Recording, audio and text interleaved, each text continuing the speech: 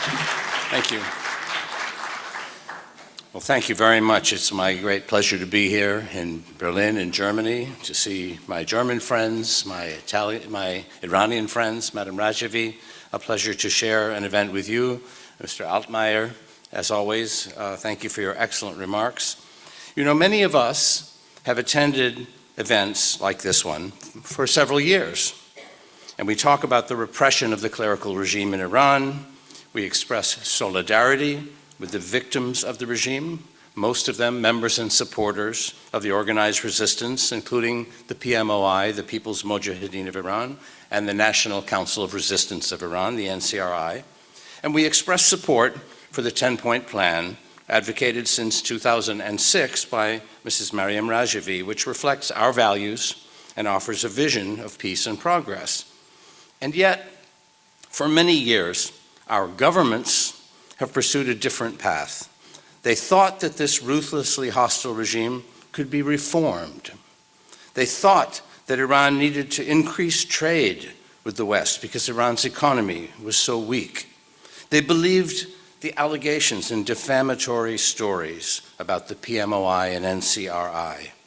They saw Iranians protest for years, but they said there was no alternative to the religious dictatorship ruling Iran. Ladies and gentlemen, 2024 has completely changed the situation. Decades of disinformation have been dramatically swept aside. The world can see that the regime is in serious trouble and its hold on power is by no means assured.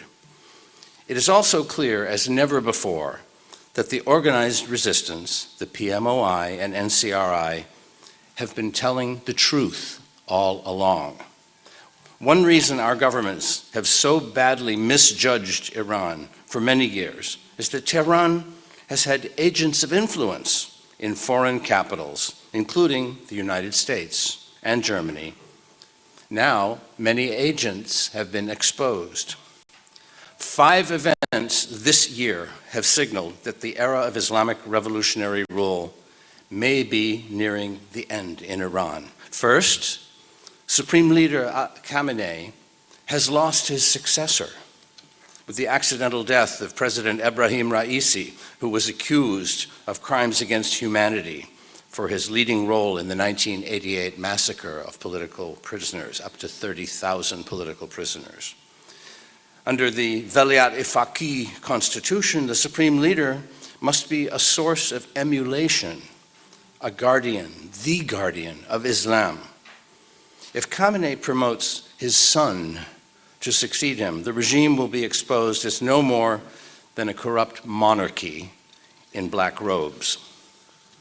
Second, the United Nations report by the Special Rapporteur on the situation of human rights in Iran, Dr. Javid Rehman, has completely wiped out years of disinformation by the regime. Starting in 1981, during Khomeini's reign of terror, the regime tried to exterminate tens of thousands of brave Iranians who refused to accept Ayatollah Khomeini's extreme and repressive interpretation of Islam. The UN report says they were executed for their religious beliefs, and thus Iran is guilty of genocide against members and supporters of the PMOI. Our governments must change their view of the NCRI and the PMOI.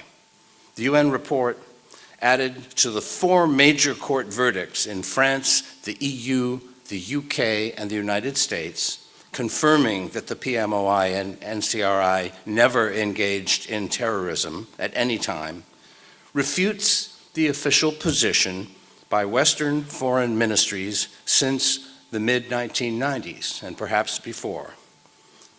Third, the leaked documents from the regime have exposed Iranian agents placed or cultivated in Western capitals.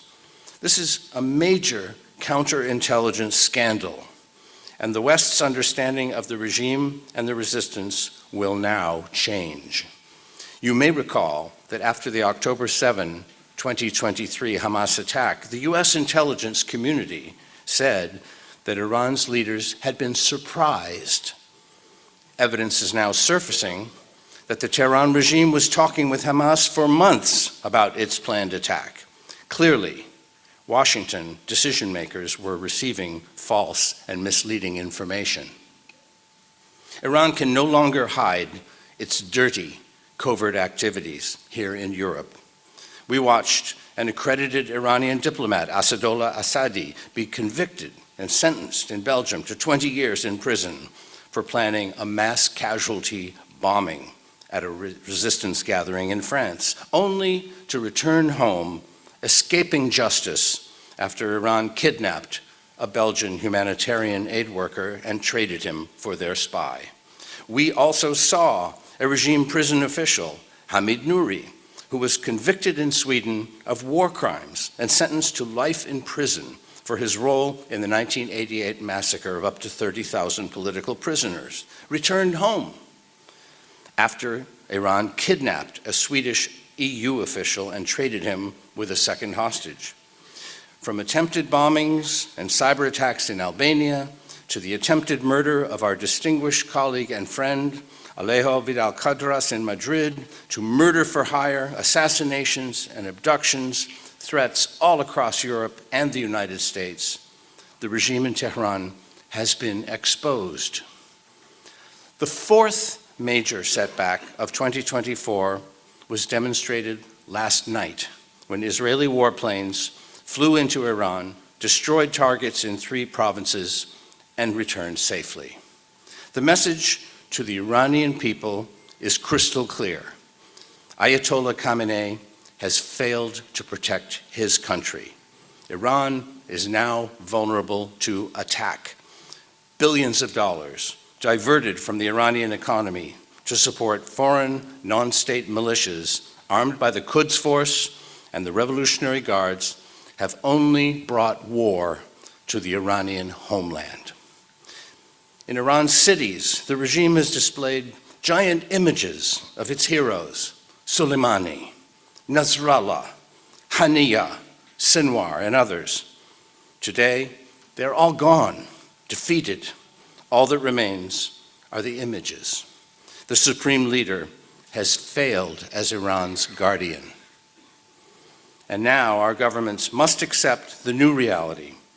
There will be no reform of this violent, corrupt dictatorship. There will be no rapprochement with the West, no expansion of trade, and most certainly, no nuclear deal.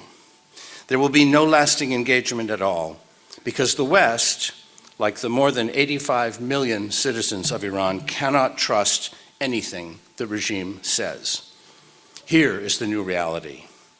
The Tehran regime is extremely vulnerable. The organized resistance, the PMOI and NCRI, are a strong and competent political organization. The clerics have tried for decades to silence the resistance, and yet, despite the constant danger and false allegations, these dedicated patriots of Iran have said no to totalitarian rule, no to executions, no to misogyny and gender discrimination, no to fake elections, and no to stealing the country's oil revenues to pay for the regime's terrorism and aggression. Iran's prisons are still filled with innocent citizens who oppose religious fascism. Scores of executions are taking place despite global protests. The escalating conflict in the Middle East is a direct result of the regime's armed provocations. Tehran is still promoting false propaganda aimed at intimidating the diaspora and portraying the resistance as a terrorist cult with no support inside Iran. In 2024, all of that has failed. The regime has no credibility inside or outside of Iran. It is time for our governments to admit that their policies over many years have failed and have been influenced by disinformation and outright falsehoods. It is time for our governments to act on the UN's confirmation of atrocity crimes, organizing a process of international accountability. It is time to expose the regime's agents of influence in the West. No more should these people be shaping government policy and media commentary on Iran. It is time for our governments to realize that this regime will never reform, and to hear the Iranian people's call for change from within. And my friends, it is time to revise decades of twisted history generated from Tehran, contained in hundreds of regime-published books and thousands of articles, all of it aimed at demonizing the NCRI and the PMOI. Citizens following their conscience, sacrificing so much for democratic values and gender equality, should be respected and honored, not demonized. Today, hundreds of former heads of state and government, Nobel laureates, and parliamentarians from around the world openly support Mrs. Rajavi's 10-point plan. The executions, bombings, kidnappings, assassinations, and propaganda campaigns have had but one purpose: to keep the people of Iran from hearing the message of the organized resistance and seeing that, yes, there is an alternative to the nightmare of repression and escalating war in the name of religion. When you hear someone say that there's no support for the NCRI inside Iran, when you see that various exiled Iranians are given an audience at gatherings like the Munich Security Conference, but no one is invited from the organized resistance, when you read that a Washington official says the US does not view the NCRI and PMOI as a viable participant in the future of Iran, you should be embarrassed for your governments, and now they should be embarrassed as well. A change is coming, and when it comes, generations of darkness and fear will end. The Middle East will no longer suffer from this regime's destructive abuse of religious faith in the pursuit of raw political power.